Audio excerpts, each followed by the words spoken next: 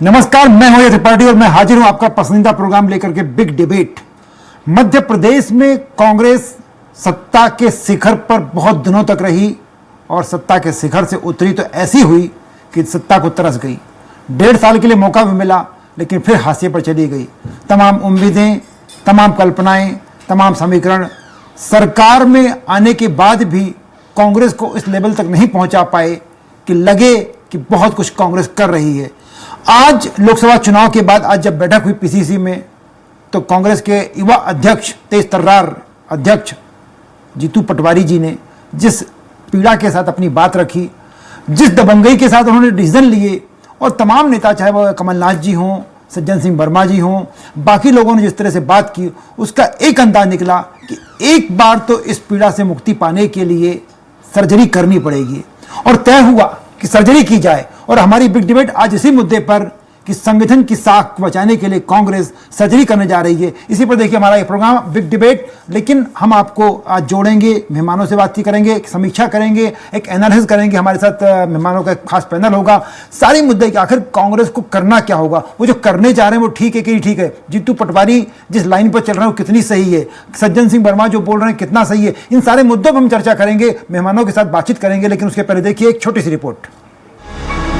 मध्य प्रदेश में लोकसभा की 29 सीटों पर 4 जून को आने वाले नतीजों से पहले कांग्रेस में मंथन तेज हो गया है। साथ ही कांग्रेस बीजेपी पर हमलावर भी हो गई है। सोमवार को प्रदेश कांग्रेस दफ्तर में जमा हुए दिग्गजों ने दावा किया कि कांग्रेस इस चुनाव में शानदार प्रदर्शन करने जा रही है, तो दूसरी तरफ कुछ नेताओं ने एक बार फिर संगठन पर सवाल खड़े कर दिए। बैठक में शामिल होने पहुंचे पूर्व सीएम कमलनाथ ने दावा किया कि चुनाव में परिणाम बेहतर आने वाला है। वहीं बीजेपी पर निशाना साधने से भी वो नहीं चूके। देखिए, बीजेपी ने कोई कसर नहीं छोड़ी, छिंदवाड़ा से लेके हर सीट तक उन्होंने कोई कसर नहीं छोड़ी। पूरी प्रशासन का और पैसों का उपयोग किया। देखो, बेईमानी में तो बीजेपी ने कोई कसर छोड़ी नहीं, पूरी बेईमानी करी है। कमलनाथ के दावे से प्रदेश अध्यक्ष जीतू पटवारी भी सहमत दिखे। उन्होंने कहा कि अब तो राजनीतिक पंडित भी मान रहे हैं कि कांग्रेस एमपी में 6 से 7 सीटें जीत सकती है। तरीके से चुनाव की गति बनी। आज पत्रकार जो हमारे परिवार के बीजेपी के लोग हैं वो भी, या आम जर्नलिस्ट जो राजनीतिक पंडित है वो भी ये कहता जरूर है कि हाँ, कांग्रेस पार्टी 7 भी जीत सकती है, 6 भी जीत सकती है, 8 भी जीत सकती है, कितनी भी हो सकती है। इस तरह की बातें आपस में होने लगी। एक तरफ प्रदेश कांग्रेस पुख्ता तौर पर दावा कर रही है कि वो मजबूती से उभरेगी, दूसरी तरफ पार्टी की हालत पर उसके ही नेता सवाल खड़े कर रहे हैं। कांग्रेस के पूर्व मंत्री सज्जन सिंह वर्मा ने बड़ा बयान दिया है। उन्होंने कहा कि कांग्रेस अपने बागियों पर कार्रवाई करने से डरती है। पिछले विधानसभा में पार्टी ने भीतर घातियों पर कार्रवाई में डर दिखाया, जिसका खामियाजा लोकसभा चुनाव में भुगतना पड़ा। पार्टी को अब कड़े निर्णय लेने ही पड़ेंगे। डर के राजनीति नहीं होती। यदि डरते हो तो राजनीति करना नहीं चाहिए। कड़क निर्णय नहीं लोगे तो लचर तरीके से पार्टी चलती रहेगी। लोगों में एक ये तो लगता ना कि पार्टी कार्रवाई करती है। अभी तो लग रहा है कि पार्टी इस तरह के एलिमेंट पे कोई कार्रवाई करती नहीं, इसलिए खुली छूट। कड़े फैसले की बात कहकर सज्जन सिंह ने संगठन में फेरबदल का इशारा किया, जिसका समर्थन जीतू पटवारी के बयान ने कर दिया। जीतू ने कहा कि 15 जून से 15 अगस्त तक कांग्रेस के वरिष्ठ नेता बूथ और ब्लॉक स्तर पर जाएंगे, हालात का जायजा लेंगे, कार्यकर्ताओं की सुनी जाएगी, पार्टी बेहतर फैसले करेगी। कांग्रेस के संगठन को ताकतवर कैसे बनाना, उसको लेकर प्रोग्राम चालू हुआ है, जो 15 जून से 15 अगस्त तक ब्लॉक स्तर की सारी मीटिंग है। हमारे वरिष्ठ नेता एक लोकसभा में इंचार्ज बना के लेंगे। बूथ स्तर से लेकर प्रदेश स्तर तक जिम्मेवारी का निर्वहन हो, मॉनिटरिंग हो और रिकग्नाइजेशन और पनिशमेंट हो। इस तरह का प्रोसेस कैसे पार्टी में चालू हो, इसको लेकर प्रभारी महोदय ने बहुत विस्तार से आप लोगों को भी बताया और हमें भी इसका पूरा एक तरह से काम करने के लिए संदेश दिया है। कांग्रेस की बैठक में जीत के दावे और संगठन सुधार के लिए वादे जरूर किए गए, लेकिन बीजेपी इसे अभी भी हवा हवाई बता रही है। बीजेपी का मानना है कि कांग्रेस की हालत में न कोई सुधार हुआ और न होगा। इधर बीजेपी अपनी जीत को लेकर पूरी तरह आश्वस्त दिख रही है। अब चुनाव के हारने के बाद में काहे का मंथन, कैसा मंथन, जब ऊपर के स्तर पर ऊपर का माला खाली हो, जो वामपंथी शकुनी बुद्धि से चलने वाली कांग्रेस हो, वहां कोई गुंजाइश है भी नहीं और हो भी नहीं सकती। मध्य प्रदेश में 29 में से 29 सीटें भाजपा जीतेगी। आप मशीनरी पर आरोप लगाते रहिए। राजनीति के जानकार भी ये मानते हैं कि कांग्रेस संगठन में सर्जरी जरूरी है, लेकिन ये सर्जरी कब होगी, कौन करेगा और कितनी कारगर होगी, ये बताने की स्थिति में कोई नहीं है। लेकिन एक बात तय है कि अगर कांग्रेस को मजबूत विपक्ष के तौर पर बने रहना है तो कारगर सर्जरी जरूरी है। Bureau report, Swaraj express. निश्चित रूप से जीतू पटवारी ने जो कहा, सज्जन जी ने जो कहा और कमलनाथ जी ने जो कहा, सब पर थोड़ा थोड़ा भरोसा करना पड़ेगा। लेकिन यह तय है कि कांग्रेस ने अगर अपने आप को मजबूत करना है, कांग्रेस को अगर दमखम दिखाना है, सत्ता के गलियारों में सियासत का वही तमाशा करना है जो कांग्रेस किसी जमाने में किया करती थी, तो थोड़ी मजबूती के साथ कदम बढ़ाना पड़ेगा। अगर मानती है पार्टी के तमाम लोग जो पार्टी छोड़कर भाग रहे हैं वो भीतर घाती थे, या कहीं पार्टी को लग रहा है कि ऐसे लोग पार्टी में अभी भी मौजूद हैं जो पार्टी को नुकसान पहुंचाते हैं, तो कड़े फैसले तो लेने पड़ेंगे और जीतू पटवारी जी को करना पड़ेगा जो सज्जन जी ने कहा है। लेकिन क्या इन फैसलों से वास्तविकता कितनी होगी, क्या इन फैसलों से वास्तव में पार्टी की हालत सुधरेगी, इन सारे मुद्दों पर चर्चा करने के लिए हम बात चर्चा करेंगे। हमारे साथ 3 खास मेहमान जुड़ेंगे। मेरे साथ वरिष्ठ पत्रकार दिनेश निगम जी जुड़े हुए हैं। दिनेश निगम जी वो पत्रकार हैं जिन्होंने कांग्रेस को उत्थान को देखा है। जब बीजेपी की हालत ये हुआ करती थी कि 10 सीटें कैसे आएंगी, 15 सीटें कब ऐसे आएंगी, दिनेश जी ने उस दौर में रिपोर्टिंग की है। दिनेश जी तब भी रिपोर्टिंग कर रहे हैं जब कांग्रेस तरस रही है कि 10 सीटें कैसे आएंगी लोकसभा में, इन सारे मुद्दों पे। और साथ में भारतीय जनता पार्टी के प्रवक्ता दुर्गेश केसवानी, जो पार्टी के सारे मुद्दों को जिस दमदारी के साथ रखते हैं, पूरे एनालिसिस के साथ रखते हैं और कभी हवाई बात नहीं करते। इन सारे मुद्दों पर चर्चा करने के लिए सारे मेहमानों आपका बहुत बहुत स्वागत। दिनेश भाई, सबसे पहले आप ही से शुरू करते हैं।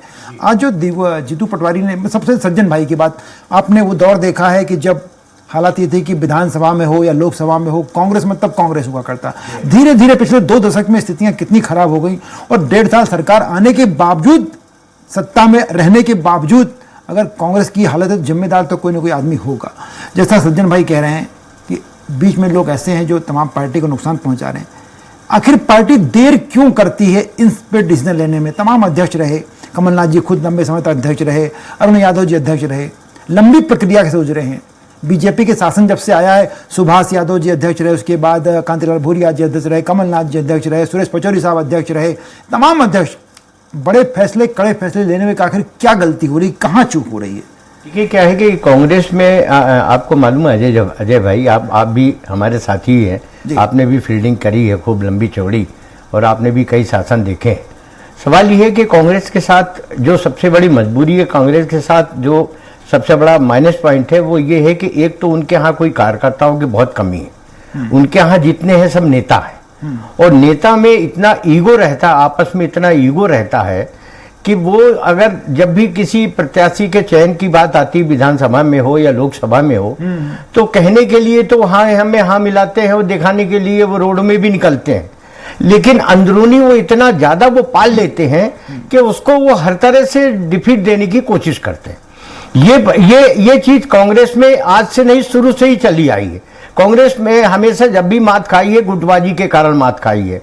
क्योंकि देखिए, आप ये अगर अपन बहुत लंबे अरसे में नहीं जाए, लेकिन अर्जुन सिंह जी के कार्यकाल से देखें अपन, तो मुझे अच्छी तरह याद है कि उस समय भी ये कहा जाता था कि एक श्यामाचरण जी का गुट है, विद्याचरण जी का गुट है और एक अर्जुन सिंह का गुट है ना। उसके बाद मैं सर थोड़ा सा सुधार करना चाहूंगा जी कि कांग्रेस के बारे में ये निश्चित रूप से गुटबाजी होती है, मान पार्टी नहीं होती, गुट होते हैं, गुटों के कार्यकर्ता होते हैं। पर हमने देखा कि कांग्रेस, जब भी कांग्रेस में झगड़े होते हैं, कांग्रेस में गुटबाजी बढ़ती, तब कांग्रेस मजबूत होती है। और आप तो अर्जुन सिंह की बात करें, मैं तो आपको मूलचंद देशलहरा के समय ले चल रहा हूं। मूलचंद देशलहरा जब पहली बार मध्य प्रदेश बना और मध्य प्रदेश के पहले अध्यक्ष बने, तब भी कांग्रेस दफ्तर के बाहर प्रदर्शन, उनके खिलाफ प्रदर्शन हुआ था। तो कांग्रेस तो हमेशा गुटबाजी से ही मजबूत हुई। लेकिन आज वो परिस्थितियां क्यों बदल रही हैं? नहीं, बदल इसलिए रही कि मैंने आपसे कहा कि उनके यहाँ जो सबसे बड़ा जो कार्यकर्ताओं की कमी है, नेताओं की भीड़ है ना, उसके कारण एक तो वो कमजोर है। दूसरी बात क्या रहती है कि राजनीतिक दलों में एक संगठन बनाया जाता है, एक शाखा बनाई जाती है जिसको अपन कहते हैं अनुशासनहीनता के लिए ये समिति बनाई गई है, और जो अनुशासनहीनता करेगा उसके खिलाफ अपन कार्रवाई करेंगे। पर होता यह है कि बड़े दल जितने भी होते हैं, अक्सर अपन ने देखा है कि पहले तो जमाने में हमें याद है मुंदर शर्मा जी को भी देखा मैंने, शुभान सिंह सोलंकी को भी देखा, दिग्विजय सिंह के कार्यकाल में भी देखा, और कुछ हद तक कांतिलाल भूरिया के कार्यकाल में भी देखा कि अनुशासनहीनता की बैठकें होती थी, कुछ होती थी लेकिन निर्धारित समय में नहीं होती थी, लेकिन साल में 1 आध 2 3 होती थी और कुछ ना कुछ निर्णय होते थे। उसके बाद से मालूम नहीं कांग्रेस को क्या हो गया कि अनुशासनहीनता की इनकी जो समिति है उसकी न तो कभी बैठक देखने को मिली, आपस में लोग शिकायत करते रहते हैं, शिकायतें आती हैं, वो अब सुनते हैं हाँ कार्रवाई करेंगे, पत्रकारों से ये कहा जाता है कि बिल्कुल ऐसा करेंगे वैसा करेंगे, और फिर मालूम नहीं ऐसी क्या मजबूरी आती है कि कांग्रेस उसका कदम वहीं रुक जाती है, वहीं रुक जाती है। और उसका कारण यही है कि ये जो 2-3 अभी चुनाव में उनको डिफीट हो रहा है, उसका कारण यही कि वो अनुशासनहीनता उनके यहाँ बहुत ज्यादा बढ़ गई है, और उसका फायदा बीजेपी को इसलिए मिल रहा है कि बीजेपी में अजय जी कुछ भी हो, एक चीज देखने को मिलती है कि उनके यहाँ अनुशासन नाम की बहुत बड़ी चीज रहती है। 2 मेहमान हमारे साथ जुड़े हुए हैं, भारतीय जनता पार्टी के प्रवक्ता दुर्गेश केसवानी जी हैं, जो बड़े अच्छे पढ़ लिख करके बात रखते हैं, बिना हल्ले के बात रखते हैं, और साथ में जितेंद्र मिश्रा जी कांग्रेस के उन प्रवक्ताओं में शुमार हैं जो जब कोई बात करते हैं तो लगता है कि कोई बौद्धिक व्यक्ति पढ़ रहा है, कोई राजनेता से ज्यादा बौद्धिक व्यक्ति बात कर रहा है। जितेंद्र भाई बहुत बहुत स्वागत है, दुर्गेश भाई आपका भी बहुत बहुत स्वागत है। जितेंद्र जी, सबसे पहले आप ही के पास सवाल, हम लोग चर्चा करें, दिनेश निगम जी ने कहा कि कांग्रेस में नेता कम बचे हैं, गुटबाजी बढ़ गई है और कार्यकर्ताओं की कमी हो जाती है, इसलिए होता है। मेरा अपना मानना है, मेरा अपना एनालिसिस है कि कांग्रेस के बारे में मशहूर है, हम लोग भी पिछले 30-35 साल से पत्रकारिता करते करते सुनते आए हैं कि कांग्रेस जितना झगड़े होते हैं, जितनी गुटबाजी होती है, उतनी मजबूत होती है। कांग्रेस के पहले अध्यक्ष मूलचंद देशलहरा की तरफ मिल ले गया कि जब वो पहली बार अध्यक्ष बनकर आए, मतेश बना और पहले पीसीसी चीफ बने मूलचंद देशलहरा, तो उनके खिलाफ भी नारेबाजी हुई थी, पर कांग्रेस हमेशा मजबूत होती चली गई। पिछले 1.5 दशक से आपको क्या हो गया कि आज उनको कहना पड़ रहा है, जीतू पटवारी जी को या सज्जन जी को कहना पड़ रहा है कि प्रशासनिक सर्जरी पार्टी के अंदर बहुत जरूरी हो गई है? जितेंद्र भाई आवाज आ रही जी। त्रिपाठी जी, जब भी कोई पार्टी की यात्रा को आप देखेंगे तो निश्चित तौर पर इस तरीके की पड़ाव से गुजरती हुई आती है। कांग्रेस में जो छत्रप होते थे, जिसे आप गुटबाजी का नाम दे रहे हैं जी, निश्चित तौर पर उनकी जिम्मेदारी होती थी अपने क्षेत्र में कांग्रेस को मजबूत करने की। बिल्कुल सही। ये कोई कैडर बेस्ड पार्टी तो थी नहीं जी, जिसमें हमारे पास कोई एक रजिस्टर हुआ करता हो जिससे हम उनसे संपर्क साध सके। निश्चित तौर पर हमारे क्षेत्रीय नेता इतने मजबूत हुआ करते थे कि वो पार्टी को चलाते भी थे, अनुशासन भी बनाए रखते थे, और जब जब चुनाव आते थे तब तब पार्टी को वहां से विजय दिलाने का काम करते। बिल्कुल सही कह रहे हैं। ये सफलता थी कांग्रेस की, जो 50-60 साल आपने देखा सफल, उसके पीछे कारण यही गुटबाजी थी जो हमें मजबूत करती थी। लेकिन इसका नाम गुटबाजी जब पड़ गया तो हमारे साथ में कुछ कमजोरियां जुड़ गई। निश्चित तौर पर मैं स्वीकार करता हूं, निगम साहब बहुत वरिष्ठ पत्रकार है, लंबा अनुभव, और त्रिपाठी जी आपका भी देखा हुआ सारा काम में सारा मामला है। आज हम इस मुकाम पर जो आए हैं उसमें कहीं ना कहीं जो आरोप आप लगा रहे हैं ये कमियों के साथ खड़े हैं। लेकिन पिछले जब से कमलनाथ जी अध्यक्ष बने थे, जब से संगठन में एक सुधार की बात है, और उस सुधार से यह हुआ कि हमारी एक यूनिट ब्लॉक कांग्रेस कमेटी हुआ करती थी, बिल्कुल आज हम पन्ना प्रभारी तक पहुंचे, और उसका परिणाम आया कि भारतीय जनता पार्टी 5 नगर निगम हार गई। एक भी नगर निगम हमारे पास नहीं होता था। 5 हम जीते, 2 निर्दलीय जीते, और 2 पर हम 300 वोटों से हारे। निश्चित तौर पर उसमें सुधार किया जा रहा है। जीतू पटवारी जी के आने के बाद एक नई ऊर्जा के साथ, एक नए अनुशासन के साथ आपने देखा काम हो रहा है। प्रवक्ताओं की टीम आपने देखा 25 पे ला करके समेट दी गई, जो 150 तक पहुंच गई थी। तो निश्चित तौर पर अगर काम लेना है तो आपको क्वालिटी पे कंप्रोमाइज नहीं करना पड़ेगा। सर, पर हम लोगों ने भारतीय जनता पार्टी भी जितेंद्र भाई, हम लोगों ने जो बात कर रहे थे, जो मूल मुद्दा आता है कि आप जो बात कर रहे थे उसमें हमने देखा कि चाहे देखिए भगवान सिंह यादव जी हो ग्वालियर में, या आपका जबलपुर में मुंदर शर्मा जी हो, या आप सागर चले जाइए विठल भाई पटेल, लीलाधर खटीक, लोकमन खटीक, ये पूरी फैमिली हुआ करती थी। आप भोपाल में सुरेश पचौरी वगैरह, आप विजय सिंह काकू, विजय दुबे काकू, हसंगाबाद में सब हुआ करते थे। लेकिन उसके बाद भी जब सरला मिश्रा और मुकेश नायक का झगड़ा होता था, खुलेआम झगड़ा होता था, तो उसके बाद भी समझौता होता था, बातचीत होती थी, पार्टी को नुकसान नहीं पहुंचता था। आज पार्टी को नुकसान पहुंच रहा है, हो वही रहा है, पर आज पार्टी को नुकसान पहुंच रहा है। त्रिपाठी जी खाली कांग्रेस पार्टी में नहीं है, ये झगड़े भारतीय जनता पार्टी में भी दिखते हैं। भारतीय जनता पार्टी छोटा सा दल थी, गिने चुने कार्यकर्ता थे, आपस में सामंजस्य बैठा लेते थे। आज भारतीय जनता पार्टी में भी त्रिपाठी जी देखने को मिलते। भूपेंद्र यादव कपड़े फाड़ दिए जाते जो इनके प्रभारी बन के आए थे। इनके भूपेंद्र यादव गनमैन को गोली चलाना पड़ता है जबलपुर में। किस तरीके से प्रभात झा का बयान आता है कि भारतीय जनता पार्टी के अंदर पोखरण हो गया। तो कोई भी दल आज इस तरह की अनुशासनहीनता कर रहे हैं, निश्चित तौर पर उनमें कार्रवाइयों में कमी होती है, इसलिए इसकी घटनाएं बढ़ती जाती है। और हम तो अपने आप में संकल्प ले चुके हैं कि आने वाले समय में अनुशासन समिति को इतने ताकत दी जाने वाली है कि वो इस पर निर्णय ले सके और अनुशासनहीनता की कार्रवाई शायद बेहतर हो सकेगा। मैं दुर्गेश केसवानी जी के पास, दुर्गेश भाई, बड़ा विषय उठता है जब आपकी पार्टी जिस दमदारी के साथ कांग्रेस कुछ भी कदम उठाए, जब वो कहते हैं भितरघाती हो रहे हैं तब आपको बड़ा बुरा लगता है, जब वो कहते हैं हम डिसिप्लिन करेंगे तो आप लोग बड़ा उनको मजाक उड़ाते हैं, हमेशा तंज कसते हैं। पर ये तो मानना पड़ेगा कि एक बड़ा संगठन था, आज उस संगठन में कुछ खामियां हो गई, पर चुनौतियां आपके सामने तभी है जब वो संगठन मजबूत रहेगा। दूसरा वाला, देखिए अजय जी, सबसे पहले तो जो कांग्रेस के नेता हैं उनको सबसे पहले मूल चरित्र में सुधार लाना पड़ेगा। आज हमारे जितेंद्र भाई पन्ना प्रमुख की बात कर रहे हैं, अर्ध पन्ना प्रमुख की बातें कर रहे हैं, नीचे बूथ लेवल की बातें कर रहे हैं, वो इकाइयों की बात कर रहे हैं जो कांग्रेस में कभी रही नहीं और नहीं आज भी हैं। चाहे इनके नगर निगम के चुनाव देख लो, विधानसभा के चुनाव देख लो, लोकसभा के चुनाव देख लो, सब जगह इनको पेड वर्कर बिठाना पड़े क्योंकि कार्यकर्ता कांग्रेस में है नहीं। कांग्रेस नेताओं की पार्टी और नेता भी उस जहाज को डूबता हुआ जहाज मान रहे हैं जिसके कैप्टन जीतू पटवारी जी हैं। उनके ही कार्यकाल में 5 लाख से ज्यादा कार्यकर्ताओं ने कांग्रेस का दामन छोड़ दिया। उनके गृह क्षेत्र में जो उनके जो वो नेता थे बम, जिनको उन्होंने नामांकन भरने के लिए दिया, उनको चुनाव लड़ाने का काम किया, वो जीतू पटवारी जी की असफलता है कि उनके गृह क्षेत्र में रहते हुए कैसे कोई नामांकन वापस ले लेता है। और उसके बाद आप आधी आबादी को बदनाम करने का काम करते हो और उसके जीतू पटवारी फिर बोलते हैं कि बीजेपी को जिम्मेदार नहीं ठहराना चाहिए। अब ये कसावट जो भी कर रहे हैं, अब होत 50 क्या, जब चिड़िया चुग गई खेत।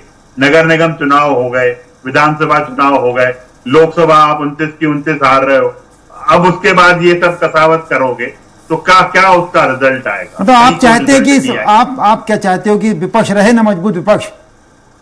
देखिए, निश्चित रूप से लोकतंत्र की खूबसूरती इसमें है कि विपक्ष मजबूत होना चाहिए, पर हमारा विपक्ष सिर्फ अपने आप को, जो इनके गुटों के सरदार हैं, कबीलों के मालिक हैं, वो आपसी ताकत दिखाने का काम करते हैं। मुझे लगता है कि कांग्रेस को आत्ममंथन करना चाहिए, आत्मचिंतन करना चाहिए। पूरे देश भर में 440 से आप 40 पे आ गए और मुझे लग रहा है कि इस बार डबल डिजिट में भी नहीं रहेंगे। मैं जितेंद्र भाई के पास, जितेंद्र भाई, बड़ी एक वास्तव में चिंता का विषय, एक आत्मविश्लेषण का विषय तो होता ही है, जो दुर्गेश भाई ने बात कही या दिनेश भाई कह रहे थे, या मुझे मन में लगता है कि घोषणाएं, जैसे आप अपने प्रशासनिक सर्जरी के, वो संगठन में सर्जरी की बात कर रहे थे, जीतू पटवारी जी के ऐसा होना चाहिए, तो क्या इसमें क्यों विलंब होता है? आपके यहाँ तो पार्टी अध्यक्ष सबसे महत्वपूर्ण होता है, पार्टी अध्यक्ष को तमाम फैसले, क्या अभी भी वो स्थिति है कि गुटबाजी लगभग वैसी नहीं रह गई जो आज से 25 साल 30 साल पहले हुआ करती थी? वो कमांडिंग अथॉरिटीज भी नहीं रह गई हैं। अब क्या दिक्कत आ रही पार्टी को? नहीं, देखिए, ये गुटबाजी कांग्रेस में खत्म हो गई जी। अगर कांग्रेस में गुटबाजी खत्म नहीं होती तो कांग्रेस किस तरीके से प्रगति करती? हमने बताया ना कि एक भी महापौर नहीं था।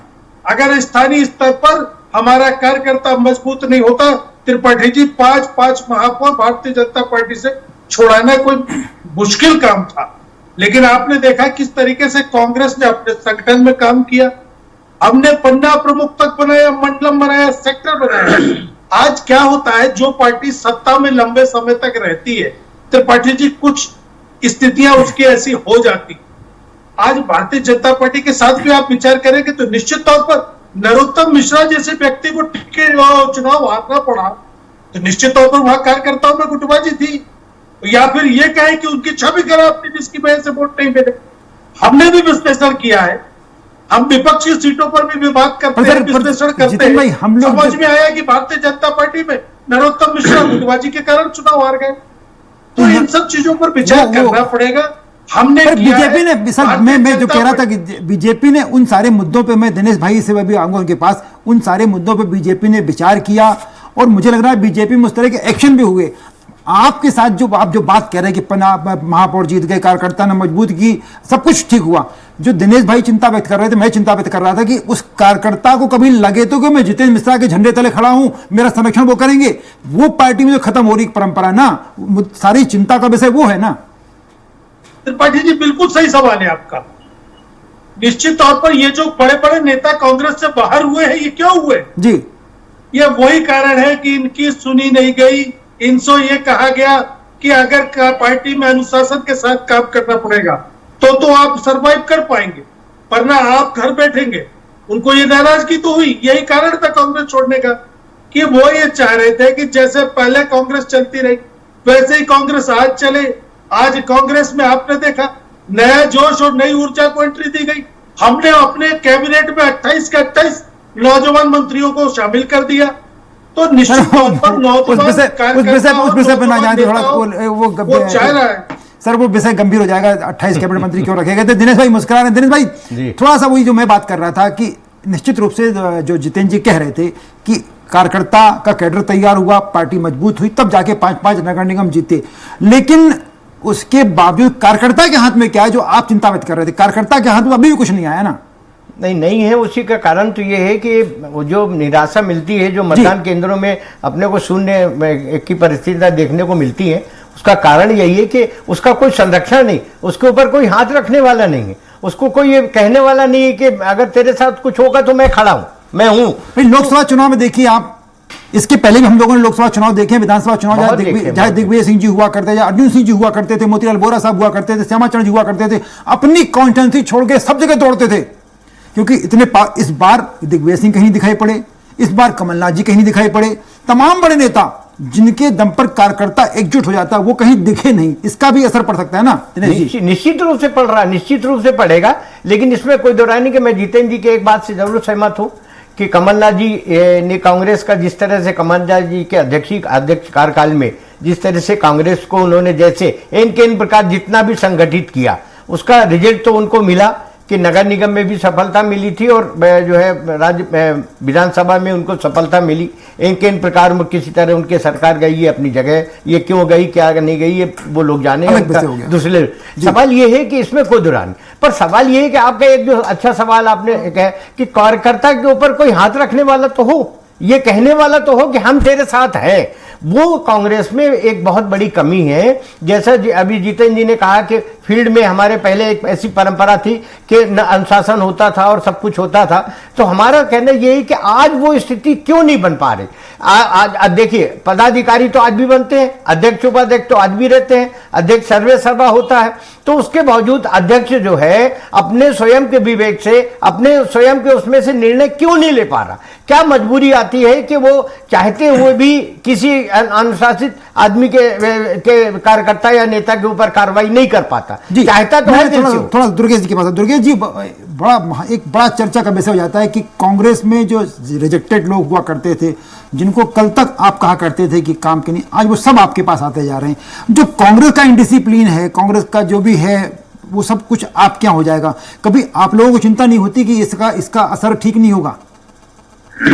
देखिए अजय, सबसे पहले बात तो जो भी कार्यकर्ता आ रहे हैं वो निस्वार्थ भाव से आ रहे हैं, कोई किसी के साथ कोई कमिटमेंट नहीं है हमारा, कोई कुछ नहीं है। सब संगठन को सर्वोपरि मानते हुए भाजपा के कार्यकर्ता के रूप में काम करना चाहते हैं।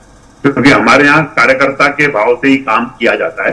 जो बूथ पर बैठा कार्यकर्ता है और माननीय प्रधानमंत्री नरेंद्र भाई मोदी तक सब कार्यकर्ता के भाव से काम करते हैं। और जो नए कार्यकर्ता आ रहे हैं वो निश्चित रूप से भाजपा को इसलिए मजबूत करेंगे, इसलिए हमारा वोट शेयर बढ़ेगा कि वो अपने परिश्रम की पराकाष्ठा करेंगे। हमारे यहाँ पे हमारा संगठन सर्वोपरि है।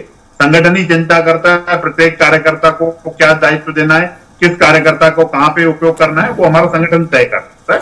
और हमारा संगठन निश्चित रूप से इस चीज में करता आ रहा है। अब मुझे तो छोटे कार्यकर्ता तो आप अजय जी, आप और हम कितने साल पुराने परिचित हैं। मैं जिले बहुत छोटे मंडल से उठ के आने वाला कार्यकर्ताओं में से हूँ। तो पार्टी मूल्यांकन करती है प्रत्येक कार्यकर्ता को, उसके बाद वो अपने प्रत्येक कार्यकर्ता को दायित्व। बिल्कुल, मैं आपसे बिल्कुल सहमत हूं, पर सवाल वही जो अंत में मैं डिबेट को खत्म करना चाहूंगा क्योंकि समय हो रहा है मेरे पास। सवाल अंत में वही हो रहा है जो बार बार हम लोग चर्चा कर रहे थे कि जितेंद्र जी आपकी बिल्कुल बात सही है, आपके कार्यकर्ता को डिसिप्लिन में लाना पड़ेगा, संरक्षण। लेकिन सबसे महत्वपूर्ण बात जो दिनेश जी कह रहे थे और मैंने चिंता व्यक्त की कि आपको कार्यकर्ता को संरक्षण देना पड़ेगा। कार्यकर्ता उसी अंदाज का है आपका जो पहले हुआ करता था। और दुर्गेश जी तो तमाम का नहीं, तो आपका कार्यकर्ता भटकेगा। दुर्गेश जी सबको तैयार लेने को तैयार बैठे हैं।